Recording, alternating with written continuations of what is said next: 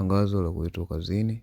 Tangazo hili limetangazwa leo Julai 4, 2026 na Sekretarieti ya Ajira katika Utumishi wa Umma, ambayo inawataarifu kwa waombaji wote wa nafasi za kazi mbalimbali walizofanya katika usaili kati ya tarehe 2 mwezi wa 10 2025 na tarehe 11 mwezi wa 6 2026, kwa wale wote ambao walifanya vizuri na wamefaulu usaili wao, basi wamepangiwa vituo vya kazi, bila kusahau wale ambao walikuwa katika database.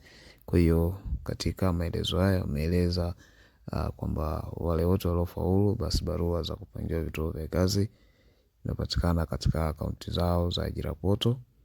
Lakini pia kuna mambo muhimu ya kuyazingatia watakapokwenda katika vituo hivyo vya kazi kuripoti, basi wahakikishe wanakuwa na vyeti vyao halisi ya kama ni masomo. Kwa upande wa walimu, basi wanatakiwa wawe na vyeti halisi ya masomo yao ya kidato cha 4 na kuendelea mpaka vyuo vikuu.